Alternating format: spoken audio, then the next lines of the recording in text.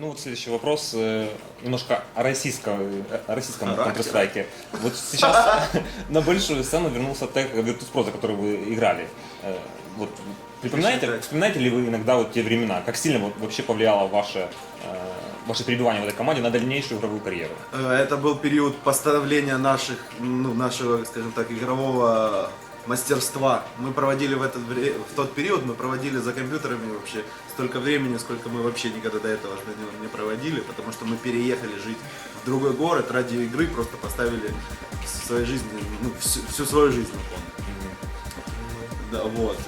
Конечно, это было очень важно, то, что этот период был для нас очень важным, и он повлиял, может быть, не знаю, каким образом, лучшим, не худшим, но, безусловно, мы получили такой опыт, бесценный опыт. Мы научились проигрывать, столько, сколько мы проигрывали в Virtus.pro чемпионатах мира, мы...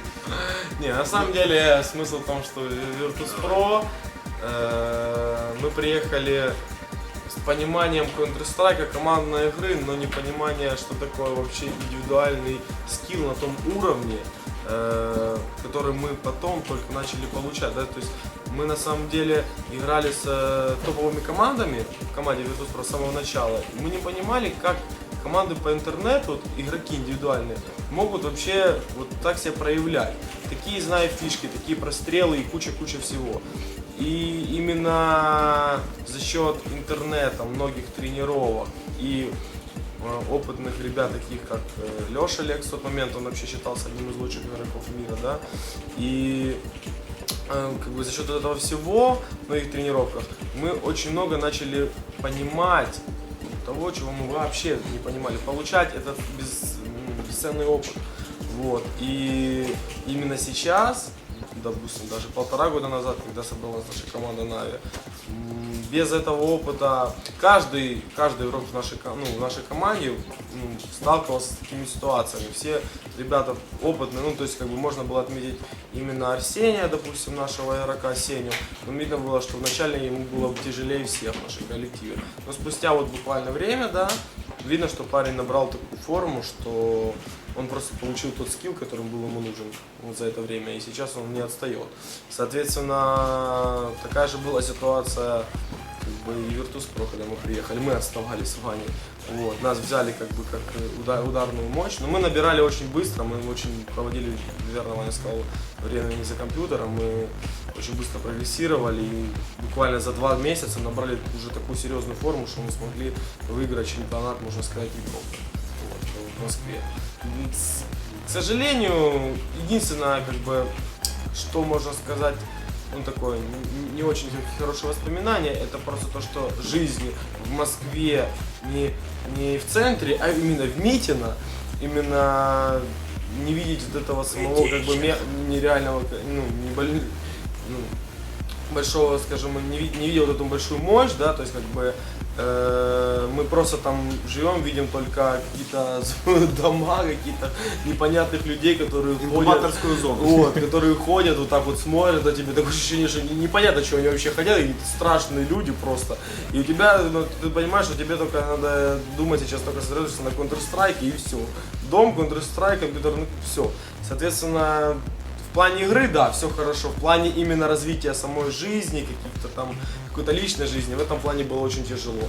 Соответственно, здесь, конечно, в Украине намного все в этом плане проще. То есть здесь получается больше это все совмещать.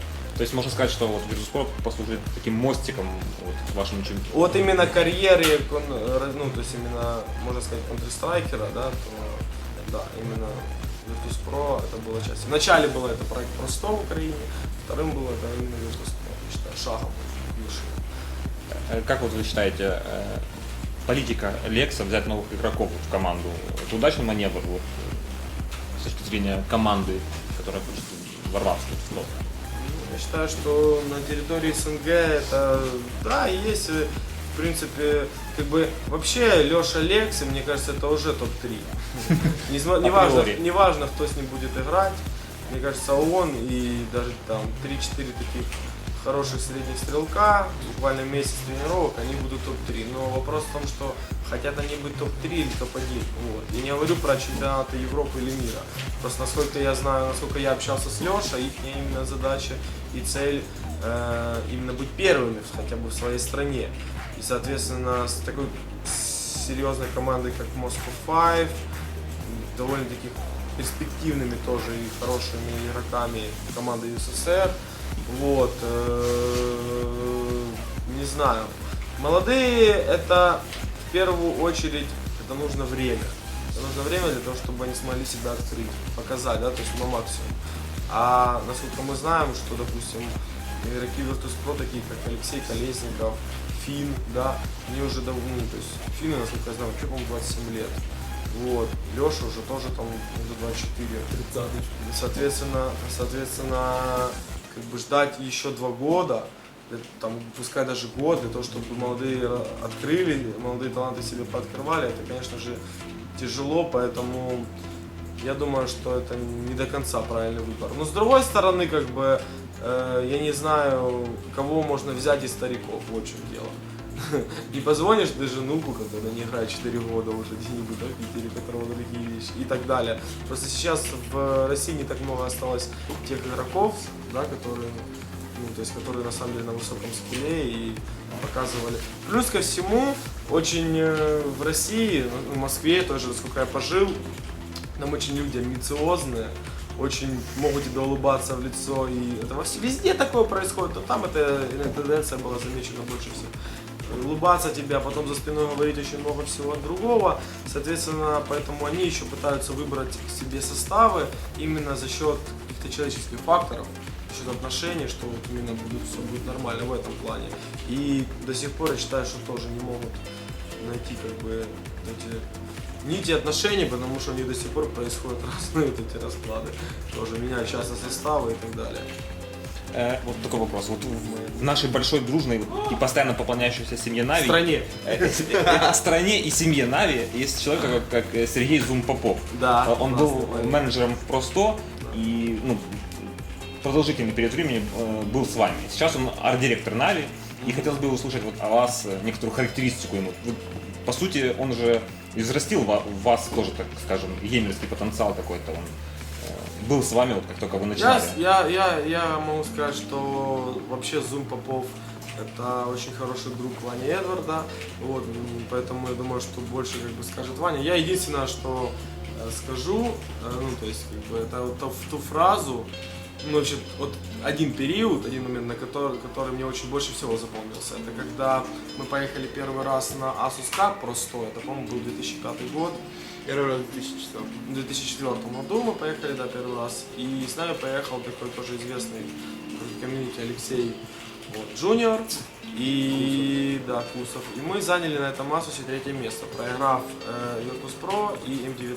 Довольно-таки уверенно проиграв Virtus.pro.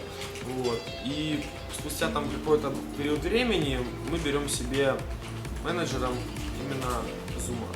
Вот, Сергея Попова. И, соответственно, те слова, которые он произнес, то есть, на самом деле, он не сказал там что-то там сверхъестественного, но он как-то сказал так очень грамотно, что, как бы, что мы должны задуматься, и он может сделать, то есть, проект привести на ступень выше, но для этого нам нужен топ-1 на Asus. И как-то все об этом так вот я смотрел, ну, и результат, в принципе, потом как бы за себя сказал, то есть все это реально услышали, вот все так задумались, и мы... И подействовало. И подействовало, да, мы очень серьезно подвзялись и приехали, выиграли, никто, конечно, этого не ожидал, мы сами, честно говоря, этого не ожидали, что мы сможем это сделать, но таким образом это была тоже какая-то такая ступенька, которую он вложил именно в тот момент. Ну а так, я могу сказать, что он классный парень.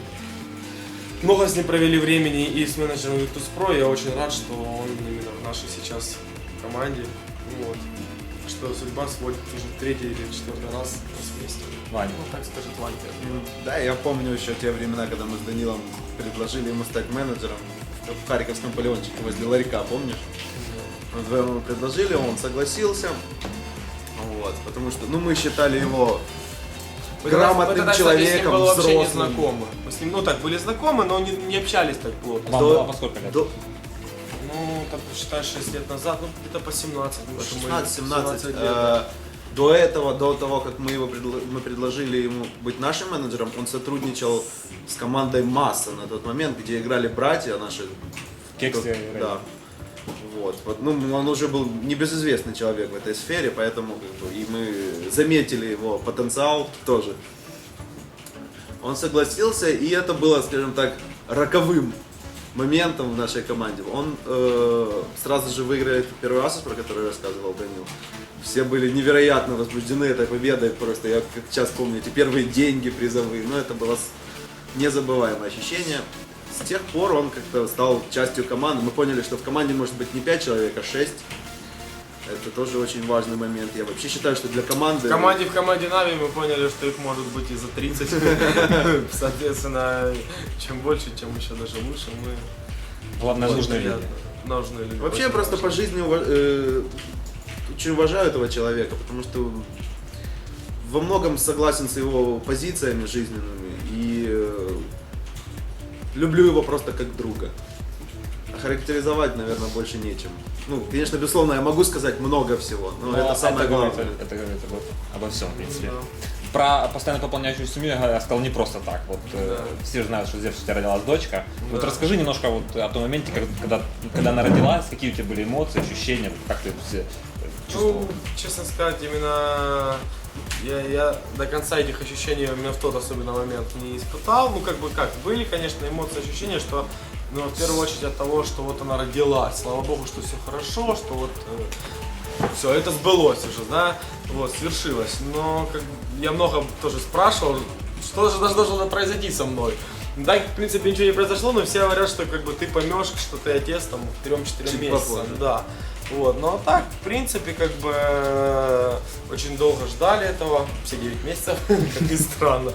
Вот, на самом деле, да, на самом деле, как бы, каждый ребенок, я очень заботился о жене, можно так сказать, да, и о ребенке, и много у нас было споров о том, как мы будем называть ее, и много было у нас всяких в этом плане нюансов, где мы будем рожать, кто будет принимать роды, мужчина или женщина, и куча, или, ну, то есть в первую очередь, конечно же, должен был быть специалистом, но тем не менее, короче, я говорю, я женщинам не доверяю, короче, там было очень много вот таких вот в этом плане нюансов, но тем не менее родили, все хорошо, девочка, могу сказать, что кушает очень довольно-таки хорошо. Первые звуки у нее уже угу-гу, вот, и получается уже месяц там и неделя, вот, уже примерно осознанно начинает как бы улыбаться.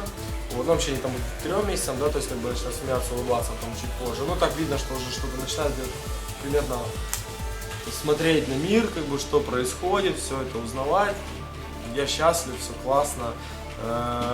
Если она, допустим, родилась 3500, потом спустя там 2-3 дня она похудела на 400 грамм, но это сказали врачи нормально, то есть 300. То сейчас она весит уже 4900. То есть она набрала так довольно-таки хорошо. И если да, когда я покупал вот эти, допустим, там всякие распашоночки, маечки, там шапочки, то мне сказали, да, это тебе надолго, там на 3-4 месяца, то уже половина просто на нее не одевается. И, соответственно, ну, я, в принципе, только рад, что она хорошо кушает. Мама, слава богу, молодец, молочко дает, все хорошо, все отлично. Ваня, ты заметил, что вот поменялось ли что-то в Зевсе вот, после рождения дочки? Когда вот, статус... Орать стал в 5 раз больше. Орать? Дело в том, что... Нет, я могу сказать так, что когда... Вообще говорят, что, ну, когда становишься отцом, то, да, более спокойным становишься или еще что-то, но у меня просто немножко был нервный сбой из-за того, что все-таки она очень любит покушать, и когда она не покушает за свои там 2-3 часа, она дает сигнал такой позывной, который, когда ты его слышишь уже 100-й раз, ты понимаешь, что уже... Да, ты понимаешь, что уже все. Уже этот пик, уже ты не можешь встать, уже еле там находишь в себе силы, а тут как бы еще скоро тренировка намечается, и немножко нервная, конечно, система была подшатана, вот. Ну а так, вот сейчас я, допустим, когда высыпаюсь, все нормально, мне кажется, я где-то себе чувствую, что спокойнее стал в этом плане. Да, в принципе, все таки есть.